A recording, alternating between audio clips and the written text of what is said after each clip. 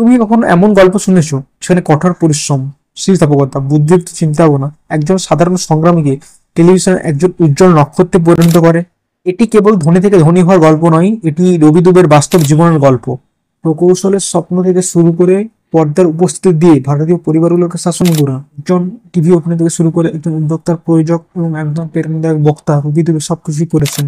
আমরা তার এই কয়েক মিনিটের গভীর অনুসন্ধানে তার যাত্রা, চ্যালেঞ্জ এবং তার অবিশ্বাস্য সাফল্যের পেছনে গোপন উপাদানগুলি অন্বেষণ করব। রবি দুবে 1983 সালের 23 ডিসেম্বর উত্তরপ্রদেশের গোরখপুরে জন্মগ্রহণ করেন। তারপর তিনি দিল্লিতে বেড়ে ওঠেন। তার বাবা জ্ঞানপ্রকাশ দুবে পেশায় একজন সিভিল ইঞ্জিনিয়ার ছিলেন। একজন সাধারণ পরিবার থেকে আসা রবি সবসময় মধ্যবিত্ত মূল্যবোধের প্রতি আকৃষ্ট ছিলেন। প্রাথমিকভাবে বিনোদন জগতে প্রবেশের রবির কোনো পরিকল্পনা ছিল না। তিনি মুম্বাইয়ের Rajiv Gandhi institute of technology থেকে টেলিকমিউনিকেশন অ্যান্ড ইলেকট্রনিক্স থেকে বিটেক ডিগ্রি অর্জন করেছিলেন। তার প্রথম দিকের চিন্তা ভাবনা সম্ভবত আমাদের বেশিরভাগের মতোই স্নাতক, চাকরি, স্থিতিশীল জীবনযাপন। কিন্তু জীবনের অন্য পরিকল্পনা ছিল। কলেজে থাকাকালীন রবি পকেট খরচের জন্য কিছু মডেলিং অ্যাসাইনমেন্ট শুরু করেছিলেন। তার চেহারা, আত্মবিশ্বাস এবং ক্যামেরার প্রতি একটি ব্যাখ্যাতীত আকর্ষণ ছিল। শীঘ্রই যা শুরু হয়েছিল তা তার আবেগে পরিণত হয়েছিল।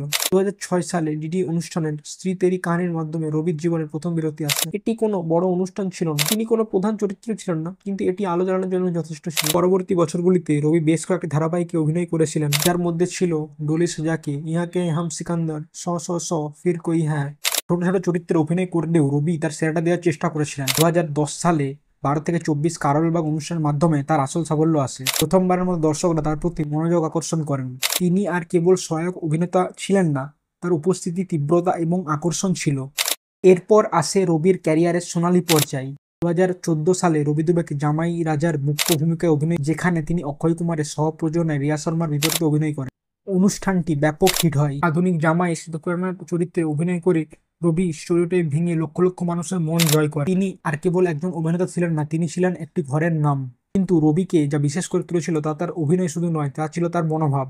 তিনি পেশাদার, দৃঢ় এবং ক্রমাগত বিকশিত ছিলেন। এমন এক পৃথিবীতে যেখানে সম্পর্কগুলি আলাদাভাবে ভুলভাবে শিরোনামে হয়ে ওঠে, সেখানে রবি দুবে এবং শার্গুন মেহতা আলাদাভাবে দাঁড়িয়ে রয়েছে। এই দম্পতি 2009 সালে 12-24 ক্যারলবাগ দেখা করেছিলেন এবং দ্রুত প্রেমে পড়েন। তারা বেশ কয়েক বছর ডেটিং করেছিলেন এবং অবশেষে 2013 সালের ডিসেম্বর মাসে বিবাহ করেন। কিন্তু তাদের গল্পটি বিবাহের মাধ্যমে শেষ হয়নি, এটি বিকশিত হয়েছিল। একসাথে তারা ড্রিমিয়াটা এন্টারটেনমেন্ট চালু করেছিলেন। এটি এমন একটা প্রযোজনা সংস্থা যা হিট টিভি শো এবং পাঞ্জাবি চলচ্চিত্র পরিবেশন করেছে। শার্গুন এবং রবি অংশীদারিত্বের অর্থ নতুনভাবে সংজ্ঞায়িত করেছে। তারা একে অপরের স্বপ্নকে সমর্থিত করে, তারা একে অপরের স্বপ্নকে সমর্থন করে, পেশাদারভাবে সহযোগিতা করে এবং একটি আধুনিক ভারতীয় দম্পতির শক্তিশালী চিত্র উপস্থাপন করে। রবি দুবে কেবল তার অভিনয়ের জন্য পরিচিত নন, তিনি তার রূপান্তরের জন্য পরিচিত। শারীরিকভাবে তিনি একটি বিরাট পরিবর্তনের মধ্য দিয়ে গেছেন।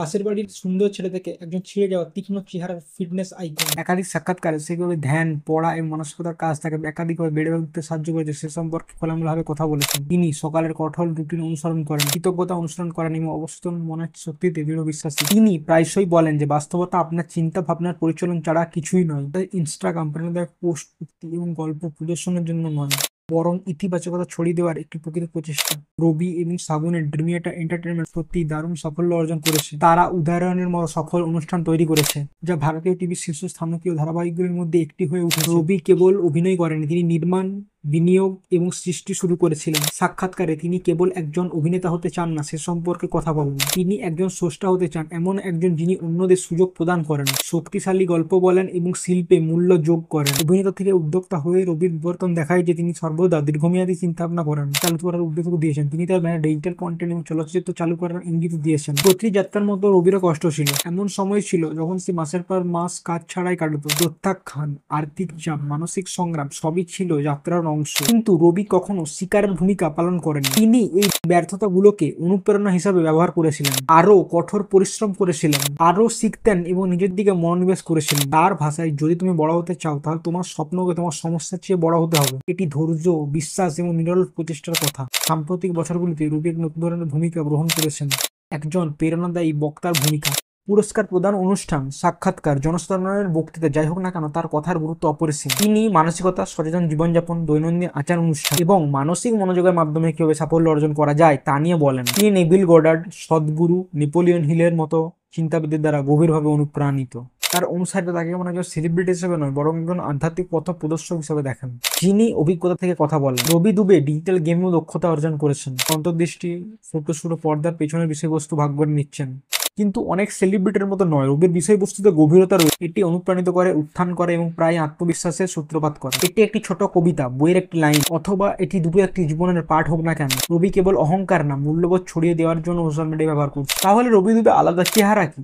তার প্রতিভা কি? তার ইনস্টাগ্রাম ফলোয়ার্স? না, এটা তার মানসিকতা, তার বিকশিত হওয়ার ক্ষমতা, হাল ছাড়তে অস্বীকৃতি, তার বেড়ে ওঠার ক্ষুধা, শুধুমাত্র পেশাগতভাবে নয়, ব্যক্তিগতভাবে। রবি দুবে কেবল একজন পর্দার তারকা নন, তিনি আত্মবিশ্বাস, শৃঙ্খলা এবং আধ্যাত্মিক বিকাশ কিভাবে আপনার জীবনকে বদলে দিতে পারে তার প্রতীক। একজন সংগ্রামী প্রকৌশলী থেকে একজন সফল অভিনেতা, প্রযোজক এবং বক্তা, তার যাত্রা আধুনিক সাফল্যের এক নীল নকশা।